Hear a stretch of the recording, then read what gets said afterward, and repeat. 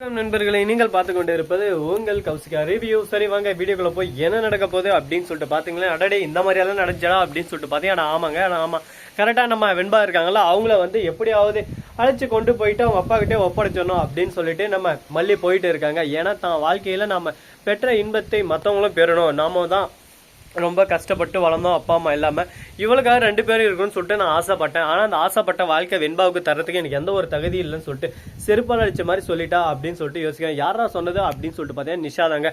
நிஷா வந்து என்ன பேசினா அப்படின்னு சொல்லிட்டு பாத்தீங்கன்னா, உனக்கு என்னடி தகுதி இருக்கு, செல்வாக்கு என்ன சொல்லு பார்க்கலாம், உன்ன மாதிரியே ஏன் அக்கா பொண்ணையும் ஒரே அடியா மக்கு சம்பளேட்டர் வளர்த்து அங்கங்க காசுக்கு கல்யாணம் பண்ணு 1 வருஷம் கான்ட்ராக்ட் அப்படி இப்படின்னு சொல்லிட்டு போகணும்னு நினைச்சுன்னு இருக்கியா? நீ தான் எச்சக்கலை அங்கங்க போயிட்டு காசுக்கோசரம் கல்யாணம் பண்ணு 1 வருஷம் கூட இருந்துட்டு என்ன வேணாலும் நடந்துட்டு உன் பாட்டுக்கு விட்டுட்டு போயிடுவேன். அந்த மாதிரி தான் என் பொண்ணையும் வளர்க்கலான்னு சொல்லிட்டு பாக்குறியா? என் அக்கா பொண்ணு அப்படி வளர்க்கறதுக்கு நான் சம்மதிக்க மாட்டேன்.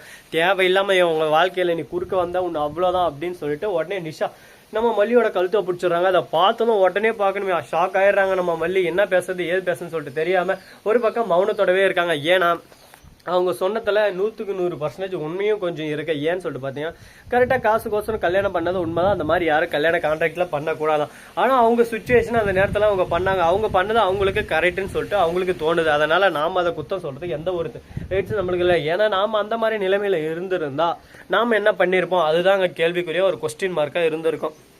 நாம அந்த இடத்துல இல்லாம நம்மளுக்கு அந்த கஷ்டம் வராமே நாம சும்மா அவங்கள மட்டும் குறை சொல்லிருந்தா அது எந்த ஒருத்திலையும் ஒரு பிரயோஜனமா இருக்காதுன்னு சொல்லிட்டு நான் நம்புறேன். சரி இப்படியெல்லாம் ஒரு தருணம் போயின்னு இருக்கு. அதே சமயத்துல மறுபக்கம் என்ன நடக்குதுன்னு சொல்லிட்டு பாத்தீங்கன்னா, கரெக்டா நம்ம மல்லி இருக்காங்கல்ல அவங்க வந்து ஆக்ரோஷத்தோட உச்சியில இருக்கிறாங்க. மனசுக்குள்ள என்ன பண்றது ஏது பண்றது, இவங்க சொன்னது எல்லாமே உண்மைதான். இப்ப நம்ம என்ன பண்ணலாம் ஏது பண்ணலாம்னு சொல்லிட்டு அது 1000 முறையா தீவிரமா யோசிச்சுன்னு இருக்காங்க. பாப்போம் என்ன பண்ண போறாங்க ஏது பண்ண போறாங்கன்னு சொல்லிட்டு. சரி இப்படியெல்லாம் ஒரு பக்கம் ரொட்டேன் பை ரொட்டேன் நடந்துன்னு இருக்கு. அதே சமயத்துல மறுபக்கம் என்ன நடக்க போகுது அப்படின்னு சொல்லிட்டு பாத்தீங்கன்னா, கரெக்டா நம்ம தலைவன் வேற லெவலில் ஒரு பக்கம் ஸ்கெட்ச் போட்டு தூக்குற மாதிரி ஒரு விஷயத்த பண்ணிட்டாருங்க. யாரான்னு சொல்லிட்டு பார்த்தீங்கன்னா, வேற யாரை சொல்லுவோம் நீங்களே சொல்லுங்க பார்க்கலாம். நம்ம விஜய் தாங்க. விஜய்க்கு இந்த விஷயம் தெரிய வர உடனே பார்க்கணும். மல்லி சொல்லலைங்க, வெண்பா குட்டி தான் சொல்லியிருக்காங்க.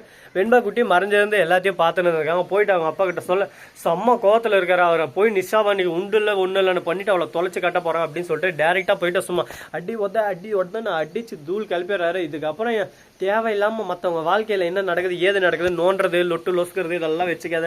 நான் நோன்றேனா? என் அக்கா பொண்ணு இவளுக்கு நல்ல வாழ்க்கை அமைச்சு தருது என் கடமை. அதை தடுக்கிறது நீங்கன்னா யாரு இருந்தாலும் நான் பார்க்க மாட்டேன். அடிச்சு தூள் கழுவிட்டு போயிட்டே இருந்துடும்.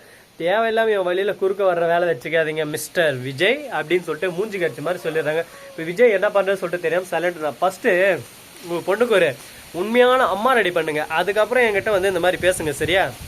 இந்த கான்ட்ராக்ட் ரெடி பண்றேன் அவர் கோட்டை ரெடி பண்றேன் இந்த வேலையெல்லாம் வச்சுக்காதீங்க அப்படின்னு சொல்லிட்டு ரொம்பவே கிளியரா கட் அண்ட் ரைட்டா சொல்லிட்டு போயிடுறாங்க. இதுக்கப்புறம் என்ன பண்ண போறாரு ஏது பண்ண போறாரு அதுதான் இங்க ஒரு கொஸ்டின் மார்க்காவும் கேள்வி மார்க்காவும் இருக்க போது. பார்ப்போம் என்னென்ன நடக்க போகுது ஏது நடக்க போகுதுன்னு சொல்லிட்டு. எல்லாமே ஒரு பக்கம் நார்மலா நடந்து முடிஞ்சிட்டா வாழ்க்கையில் எப்படி ஒரு சுவாரஸ்யன்றது ஒன்று இல்லாம போயிடும். பார்ப்போம்.